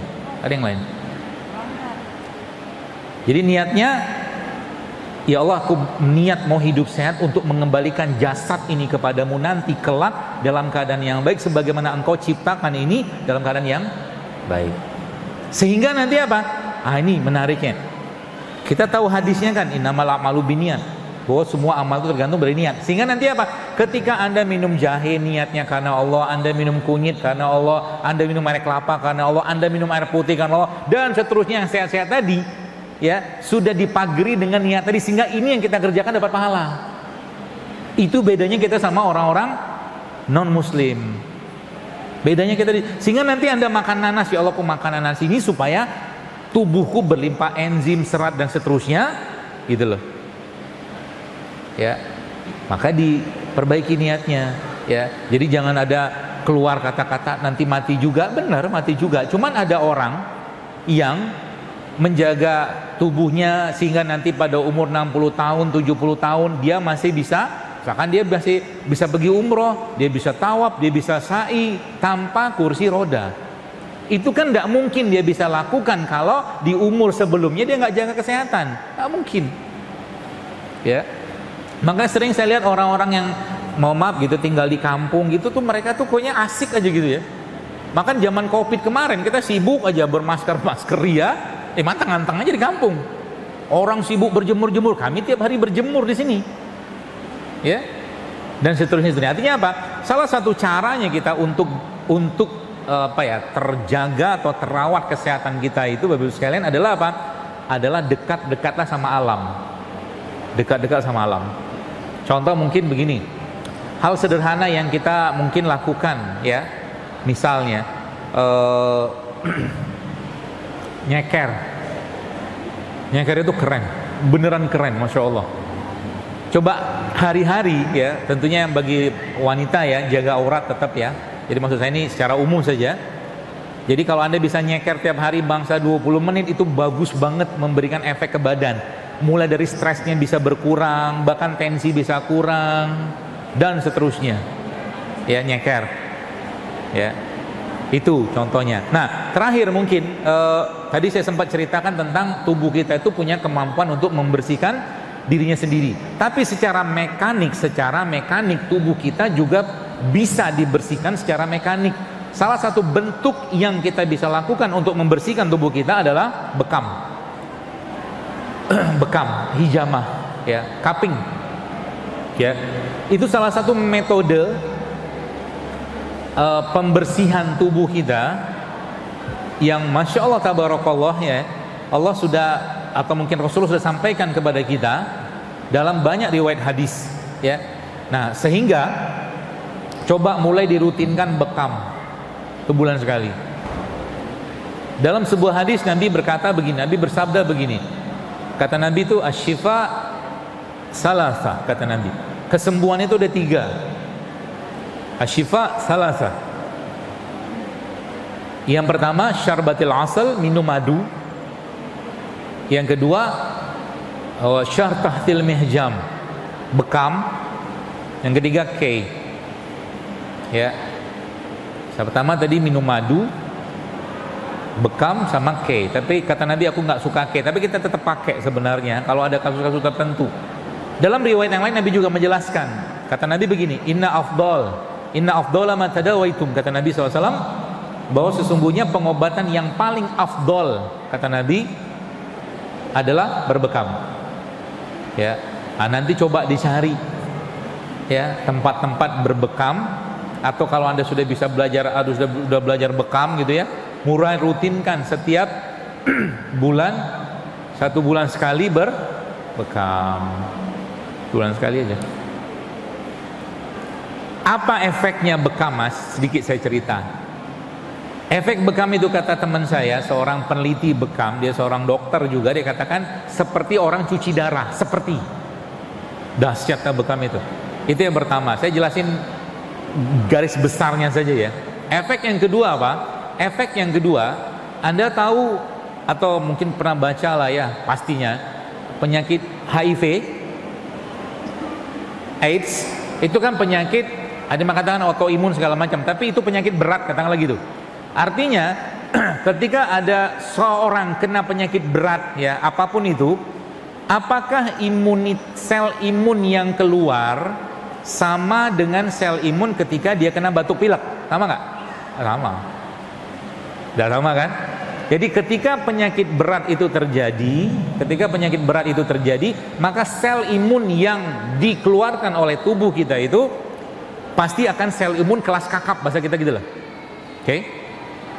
Tidak mungkin sel imun buat batuk pilek doang, nggak mungkin. Nah, bekam itu mengeluarkan semua sel imun yang biasanya keluar kalau ada penyakit berat. Ya, kebayang dahsyatnya bekam. Makanya ada riwayat hadis yang menjelaskan bahwa Nabi kita alaihi salatu wassalam ya, ketika beliau Mi'raj, dan di Mi'raj itu beliau sallallahu alaihi wasallam mendapatkan perintah. Kita taunya perintah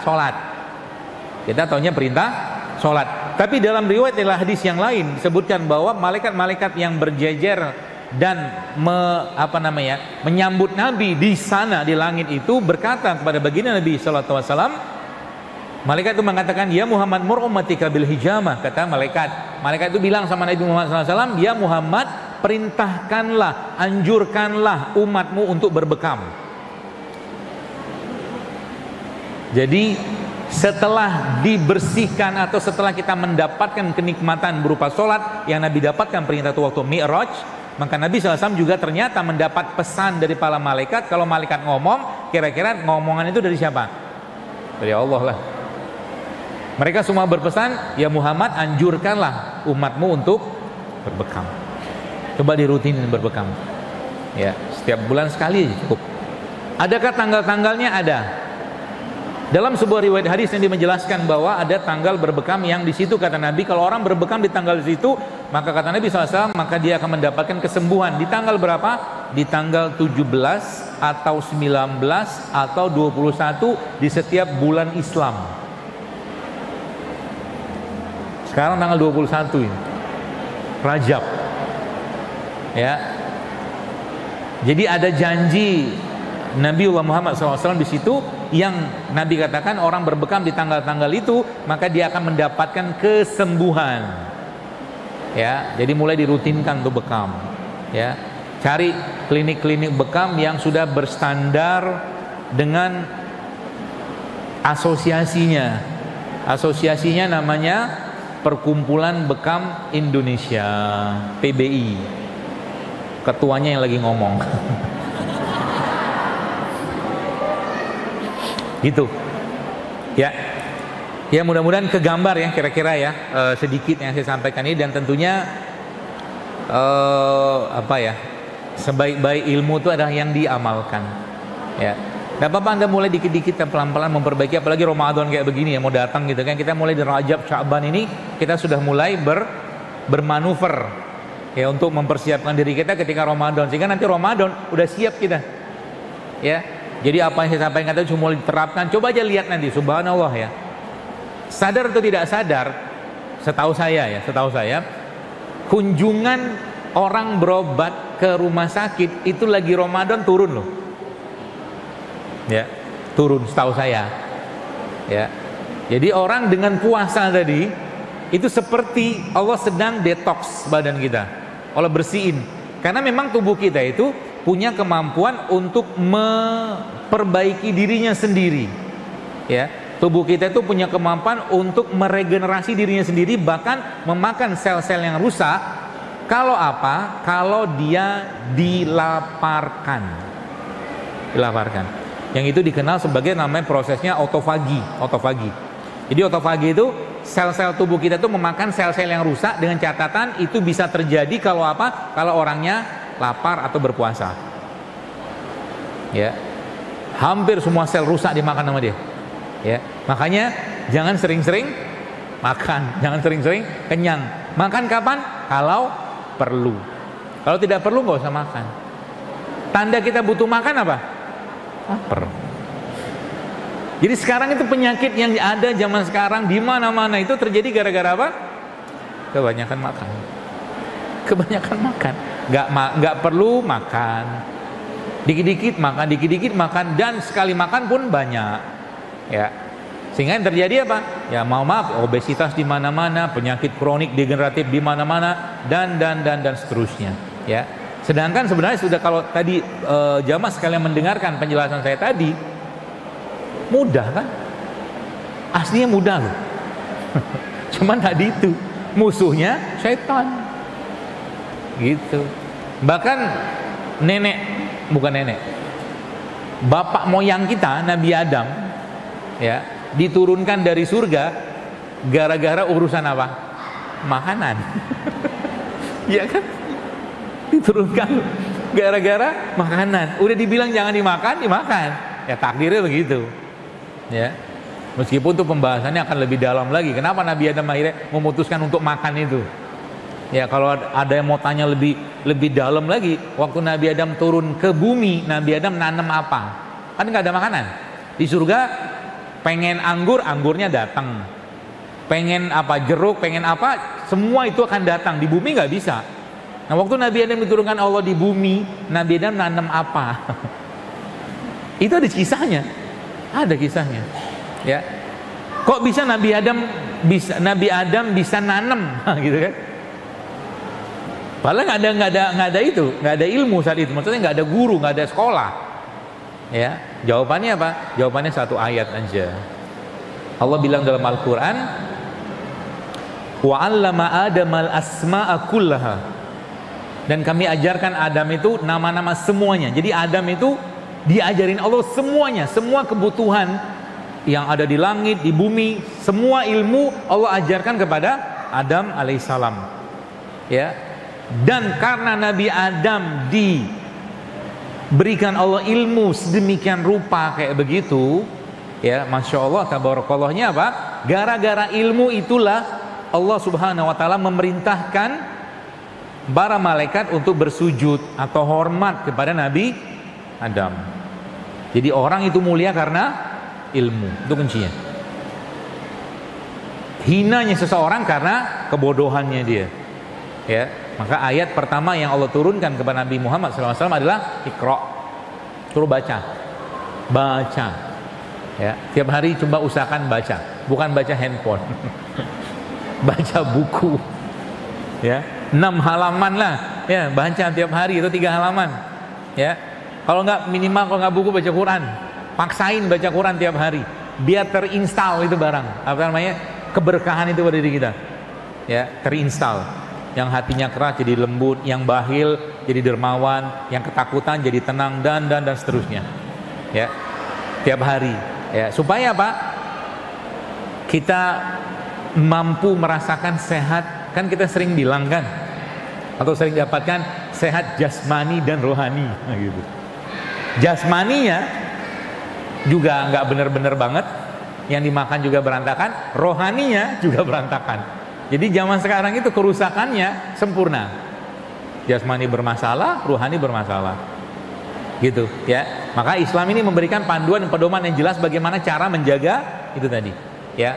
Kalau lebih dalam lagi dia punya Islam itu memberikan panduan ya, mulai dari iman, akal, ruh, jiwa, nafsnya kita semua ada panduan untuk menjaganya. Wallahu a'lam bishawab. Saya kira mungkin itu bisa disampaikan, sudah jam 11 Masya Allah. Ibu moderator, ada pertanyaan? Satu aja kali ya.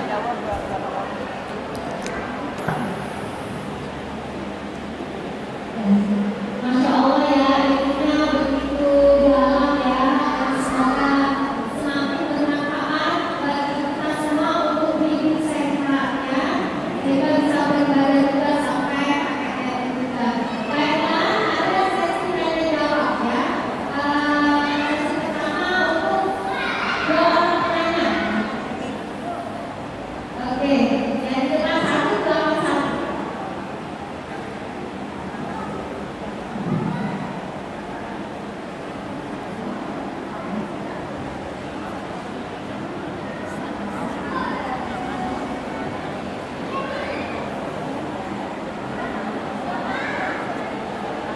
Assalamualaikum warahmatullahi wabarakatuh.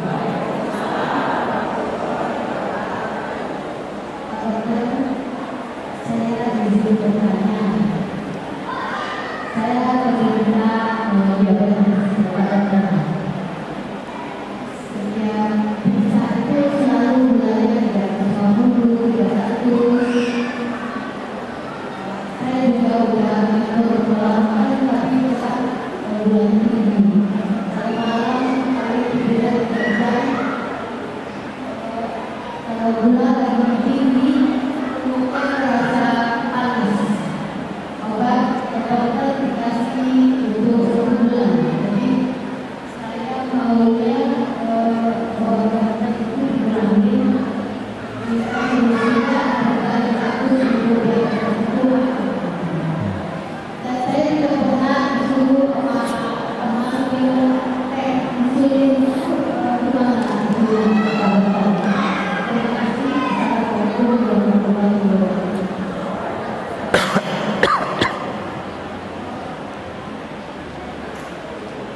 Baik, sebenarnya tadi sudah terjawab ya. Harusnya kalau ibu nyatet, kalau ibu pahami apa yang saya sampaikan tadi sebenarnya sudah terjawab. Kalau pertanyaan tentang diabetes, diabetes masalahnya tadi apa? Kalau nggak gulanya kebanyakan, insulinnya bermasalah kan gitu. Mau saya ulang lagi atau gimana? Nah, itu proses ya. Jadi gini ya. Semua penyakit kronik degeneratif yang terjadi dalam diri seseorang itu, mohon maaf, itu bukan sehari 2 hari. Ya. Ketika mohon maaf ada seorang kena diabetes, kencing manis, saya tanya apakah gara-gara dia makan sesuatu yang bermasalah kemarin sore, terus besoknya kena diabetes, atau kemarin sorenya itu ngumpul semua baru jadi diabetes? Semua sudah tahu jawabannya. Lalu tiba-tiba, ini lihat, tiba-tiba kita lah, katakanlah orang itu pengennya turun segera. Kelihatannya kan gitu kan? Bisa nggak? Bisa, sangat bisa. Pakai obat, ya, obat-obat yang di rumah sakit segala macam, insulin kah, apa segala macam. Hasilnya yang gula darahnya tinggi turun dia, bahagia dia orang itu.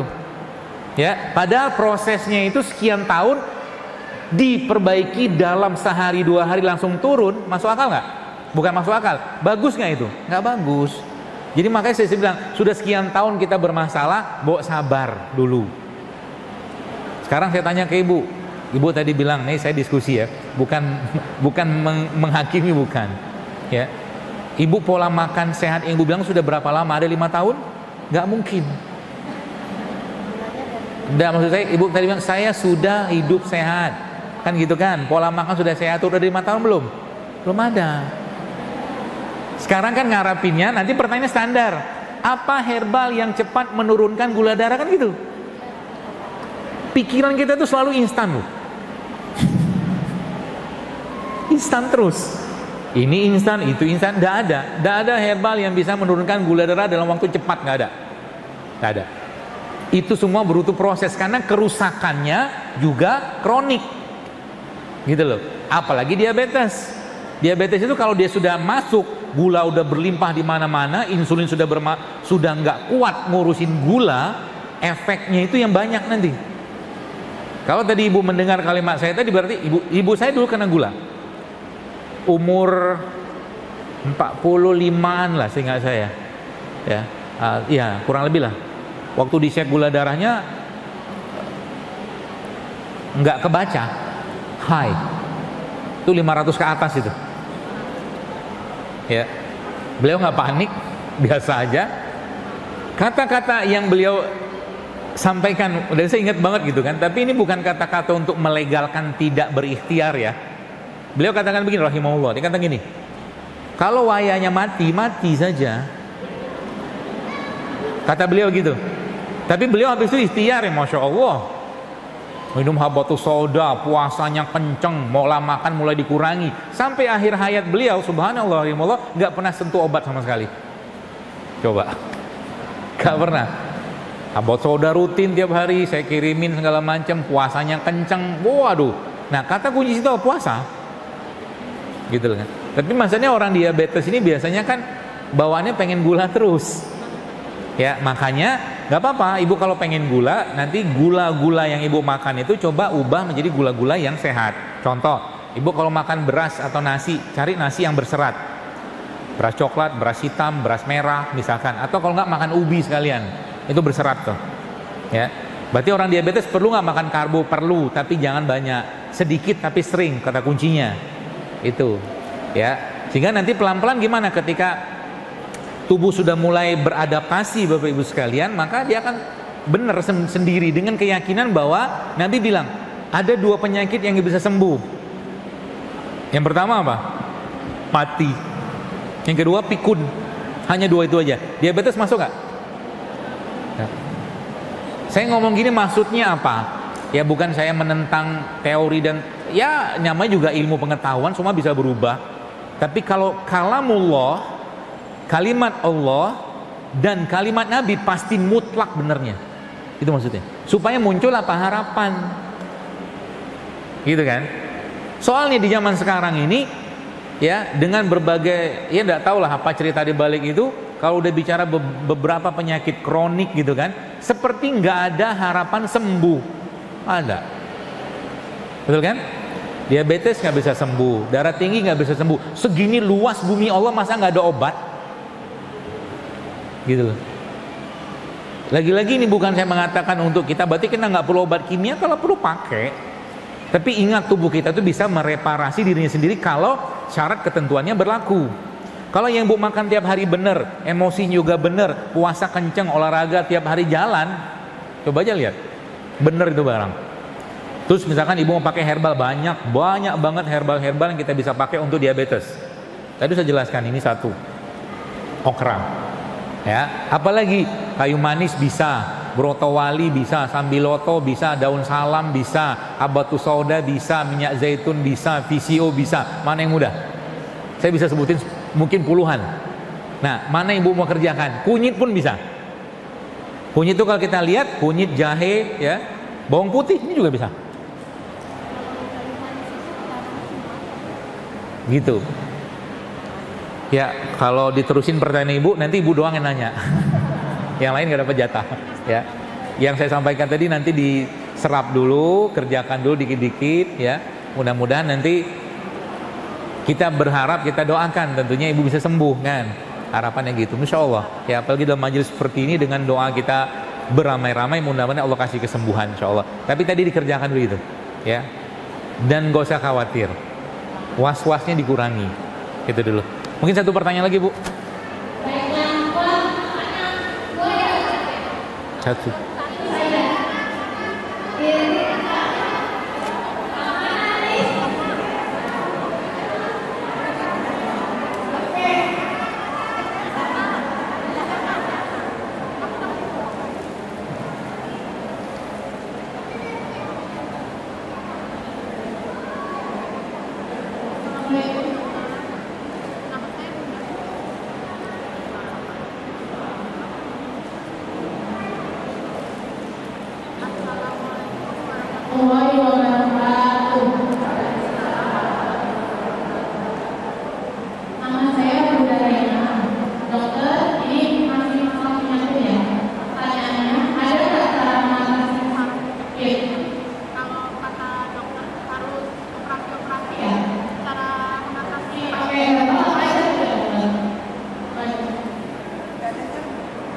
Penyakit apa? Oh.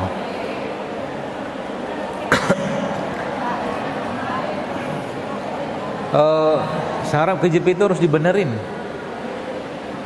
Jadi gambarannya itu kan gini lah ya. Gambarannya itu gimana? Nah ini sarafnya. Ini ada otot-otot yang mengapit dia. Jadi ketika ada tulang yang mungkin dia jatuh atau apa, dia neken. Ya, dia neken kayak begini sehingga dia ini kayak gini lah, kegencet gitu loh. Nah, itu yang cara kejepit gitu.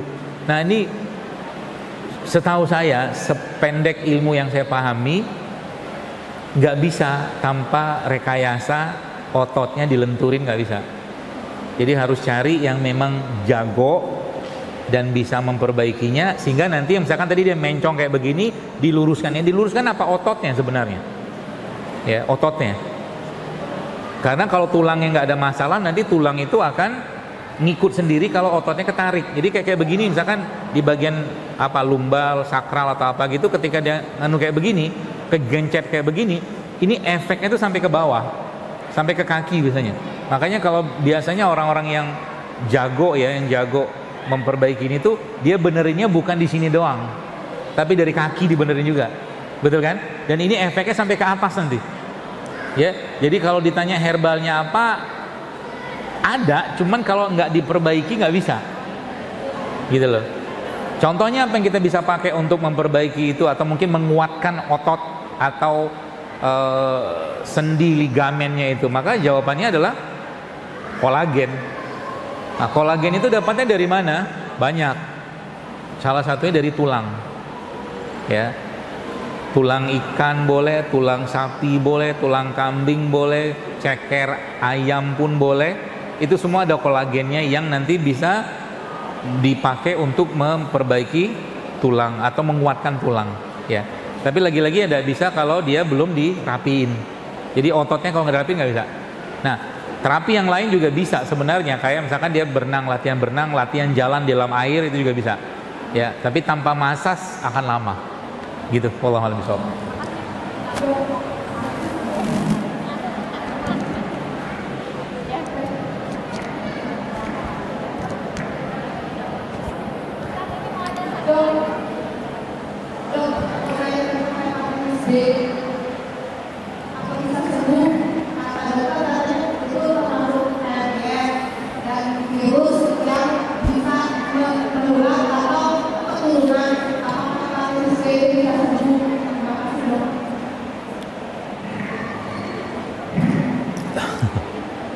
Jadi gini, saya tuh paling memilih untuk tidak dibentur-benturkan, ya.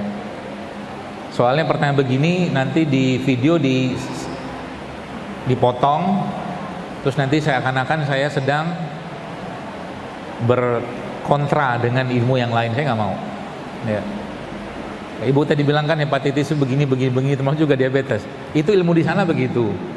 Tapi kan pemahaman dalam sudut pandang yang lain kan bisa boleh-boleh saja. Sebab zaman sekarang tuh zaman fitnahnya luar biasa. Makanya kadang-kadang kalau saya pertanyaan begini tuh lebih milih untuk pertanyaannya kertas. Supaya apa? Supaya nggak muncul fitnah. Zaman sekarang orang nggak latah banget nge-share sesuatu yang dia nggak tahu ilmunya. Itu latahnya minta ampun. Ya. Nah tadi Bu tanya hepatitis bisa nggak sembuh? Ya kalau jawaban saya bisa. Jawaban saya. Kenapa? Ya kalau Allah berkehendak kan jadi aja tuh barang. Maksudnya jadi aja sembuh gitu loh. Ya. Tinggal pertanyaannya how kan gitu. Nah caranya gimana? Ya banyak. Jadi kalau secara urutan secara Islam itu mulai dari ruqyah kita pakai, ya contoh ya. Kemudian bekam kita pakai. Cuman nanti kalau bekam kita tahu hepatitis B ya itu kan nular. Maka alat bekamnya semuanya harus rapi banget, harus steril banget, harus higienis banget. Jadi nggak boleh sembarangan juga. Contoh kayak begitu. Ya. Kemudian mulai hidup sehat ya. Mulai dia olahraga, jalan, jogging segala macam itu urutannya. Lalu berikutnya ya pola makan diatur ya. Pola makan diatur maksudnya dengan cara ya makan yang kalau bahasa kita tuh clean eating lah ya. Clean eating tuh makannya bersih gitu loh. Jadi nggak banyak minyak, nggak banyak tepung, nggak banyak gula, nggak banyak makanan olahan. Nah, beberapa herbal atau rimpang yang kita bisa pakai. Dulu saya pernah bikin postingannya, mungkin sudah pernah baca atau belum saya nggak tahu. Tapi isinya ya temulawak, temu mangga, sama kunyit, sama jahe, sama serai. Temulawak, temu mangga, kunyit, jahe, sama serai. Yang banyaknya 3 ini, temulawak, temu mangga, sama kunyit, itu yang banyaknya. Jadi misalkan temulawaknya 2 jempol misalkan ya. Kemudian temu mangganya 2 jempol, ya jempolnya dewasa gitu ya. Kemudian kunyitnya 2 jempol. Ditambahkan jahe mungkin sejempol, serai sebatang kecil. Coba itu diminum tiap hari. Ya, 2-3 kali sehari sama minyak zaitun. Jadi semua yang berkaitan sama liver itu kita kuatin dia. Salah satunya dengan minyak zaitun atau minyak ikan juga boleh atau omega 3 itu juga boleh. Dan perbanyak serat ya, serat-serat dari sayuran atau buah-buahan. Mudah-mudahan sembuh. Ada jaminan nggak? Ada. Kan yang jamin Allah. Ya. Supaya jangan bergantung kepada makhluk, jangan bergantung kepada teori, jangan bergantung kepada orang. Bahkan jangan bergantung kepada herbal, bergantunglah ke Allah. Ya, kalau Allah mau sembuhkan mudah nggak? Mudah. Ya, asal kitanya ya tadi pasrah, ikhlas, tawakal dan kita berikhtiar tetap ya dan menyerahkan semua kepada Allah Subhanahu wa taala. Demikian Bu. Cukup ya Bu ya.